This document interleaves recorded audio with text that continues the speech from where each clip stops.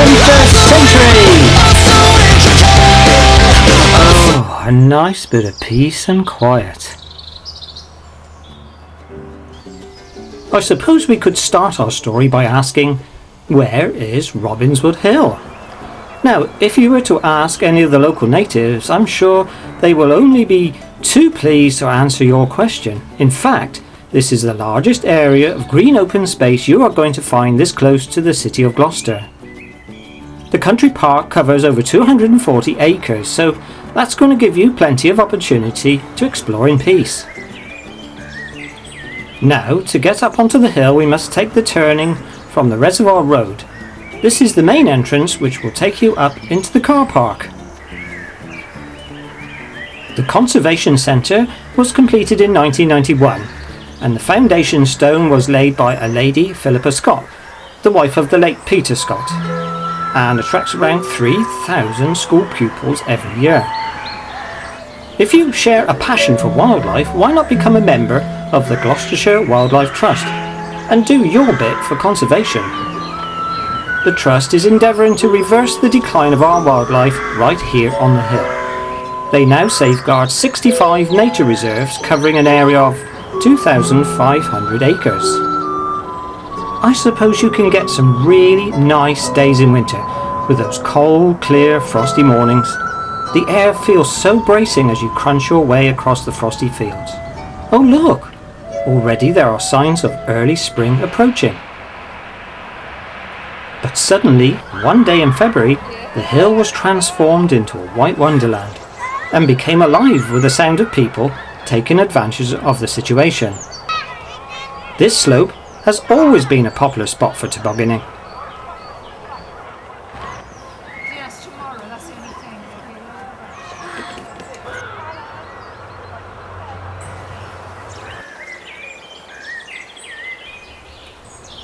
I reckon out of all the seasons, I think my personal favourite time is going to be the spring. Those fresh green leaves and the beauty of the cherry blossom trees, all intermingled with a chorus of birdsong. Robinswood Hill is a perfect place to experience this time of year. This particular year has been a very good time for the bluebell. Where the ski slope is now was known as Bluebell Woods, and that would have been a perfect place to go bluebell picking. But today this is strictly forbidden, so you're going to have to grow them in your garden instead. Just down from the centre lies the farm. It's been going just over 10 years now and is home to a variety of rare breed animals. I understand the collection is still growing. Let's go and have a look around.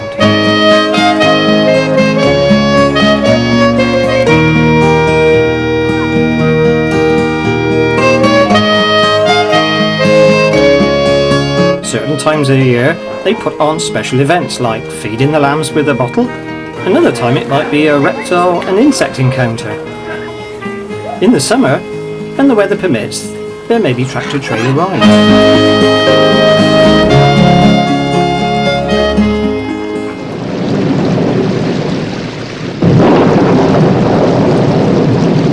The hill acts like a giant sponge, soaking up the winter rains, then slowly releasing them through the drier summer months. I've even noticed how boggy it can be right near to the top of the hill. Because it's such a good retainer of water, the hill has for more than 800 years supplied Gloucester with its drinking water, so it seems that it has played an important part in Gloucester's history.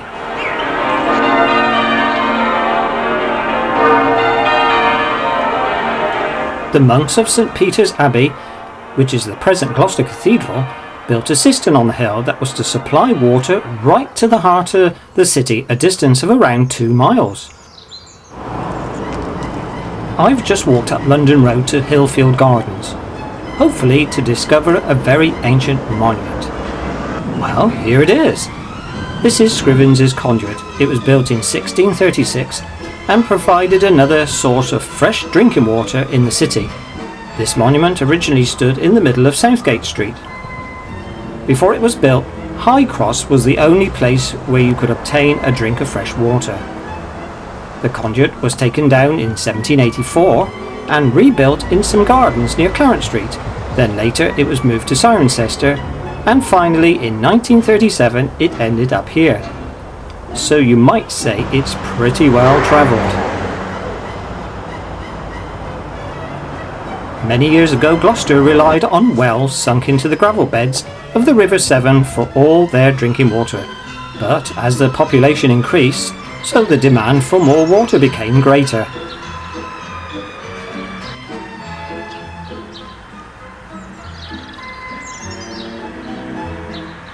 A search began to find an alternative supply. This is when they discovered Robinswood Hill springs. It was the monks of Gloucester Cathedral that first acquired the extraction rights, and by 1430 the water supply was being piped right to the cross in the city centre. That was quite a distance. I'm now standing at the foot of Robinswood Hill, overlooking what was once Matson House. This building played a significant part in the siege of Gloucester. This is when King Charles decided to commandeer it as his headquarters. During the siege, the royalist troops decided to sever the water supply to the city of Gloucester, which must have caused havoc. When things had died down, £2 14 3 was needed to pay for the repairs. An Act of 1741 enabled a John Selwyn of Matson House to construct a reservoir on or near Robinswood Hill, and by 1750 the first one was completed, closely followed by a second. In 1836, 2 new reservoirs were built, having a combined capacity of 10 million gallons. But by 1861, through bad management, these were nearly empty. Water was leaking through cracks in the puddled clay walls. So to stop them from drying out, water was pumped in from Whitcomb reservoirs. The reservoirs on the hill were kept in some sort of service up until around 1946. From then on they slowly became derelict. The large one was filled in and now has become the main car park. Let's make our way over to the other side, to the site of the other reservoir. This was once a children's play area, then a BMX track, but I'm not sure what it is now.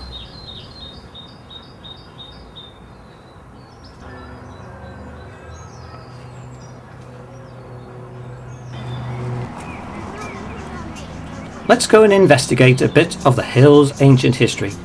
Through the undergrowth we come across this ancient monument. This is Well Cross.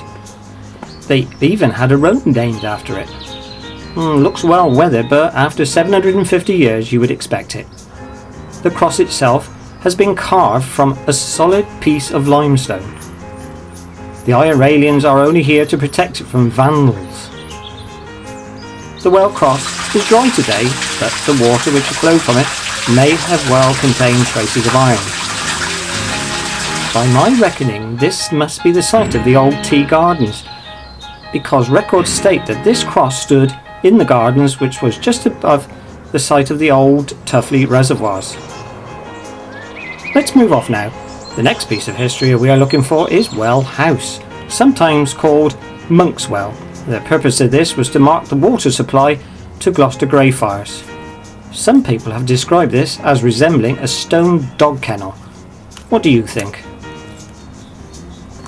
Yet another local road has been connected with the hill's history. Mr. Edward Selwyn Bazley wrote a delightful book called Recollections of a Forester, which takes us back to those hazy, lazy days of the late 19th century, when a favourite Sunday afternoon walk was around the hill to Matson Church. This is the third church to be built on this site.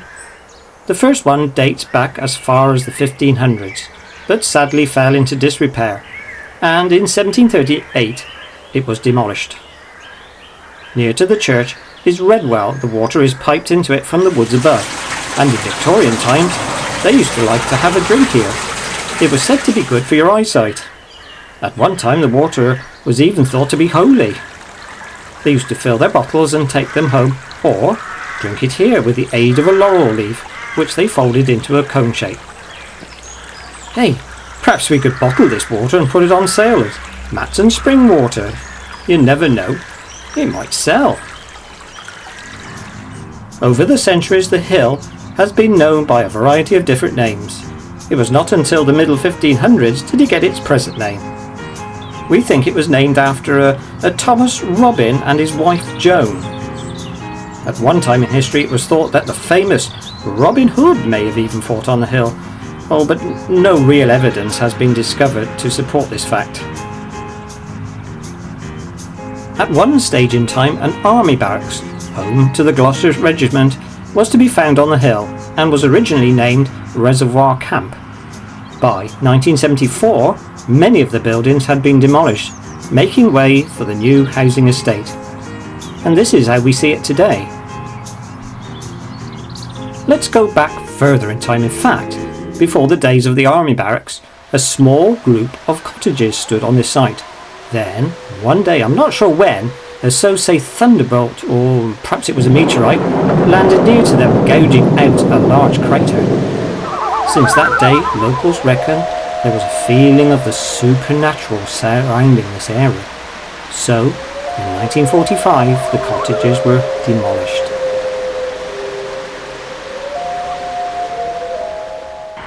The ski slope opened in 1974. Originally, there was only one slope, but demand made it necessary to build a second one. The main slope is 220 metres and is aimed at the brave and more serious skier. The smaller slope is perhaps more of a fun thing. Why not have a go on the Ringos? Some of my family did, and they had a great time. Intuition for skiing and snowboarding is available. They will even take children as young as 3. They tell me if the slope is covered in snow, things can become even faster. Passing round to the other side of the hill, we come across the golf course. This is more my style. The 18-hole course can range from 200 feet to 600 feet above sea level, and is landscaped with trees, streams, and has some great views.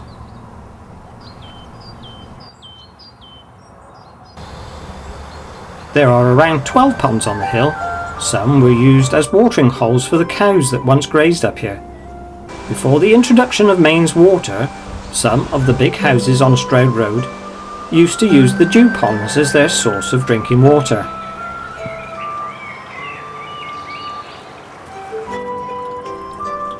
Ponds can support a variety of wildlife, provided that they are well looked after and not allowed to get all silted up. Sometimes a pond may develop a leak and dry out, but it's not all bad news, because certain creatures can benefit by this.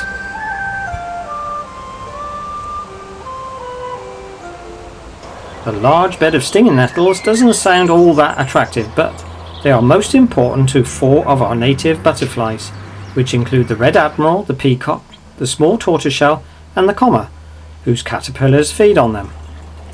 After a spell of spring rain, nettles seem to grow vigorously, so clearing footpaths has to be carried out on a regular basis. The small buggies make a great way to get round the hill.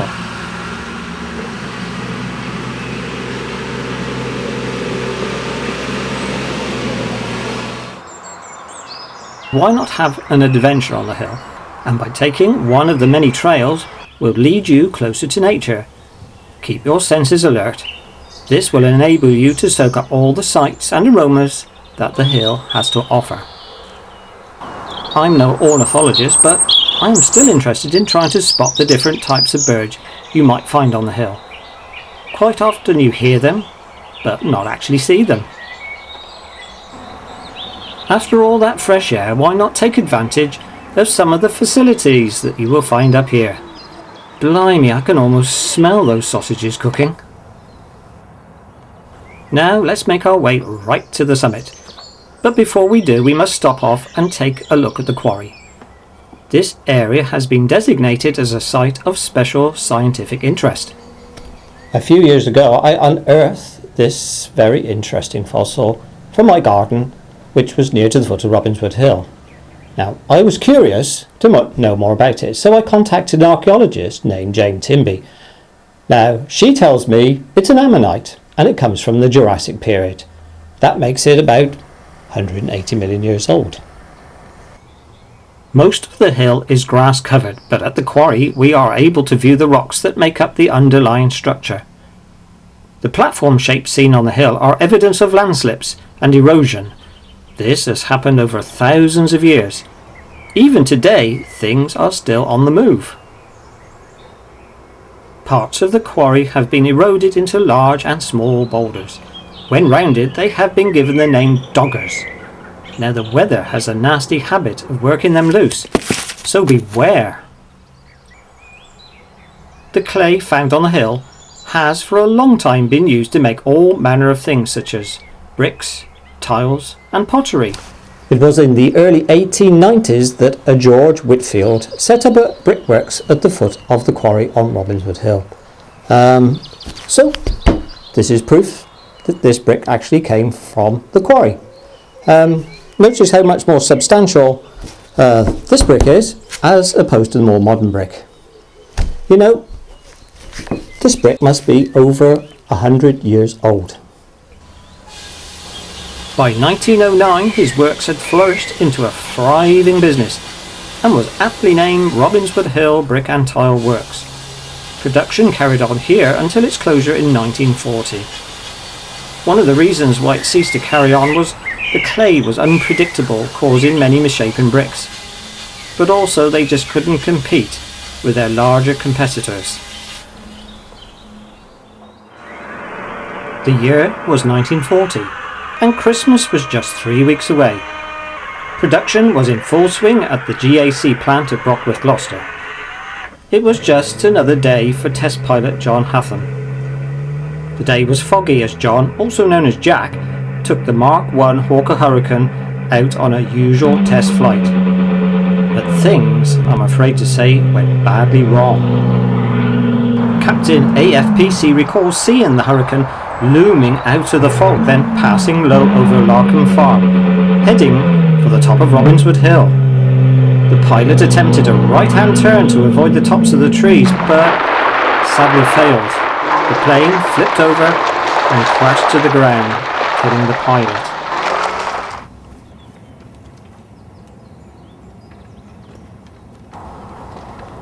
Phew! We made it right to the top. That's quite a walk. I wish I'd put on my pedometer to see how far it has been.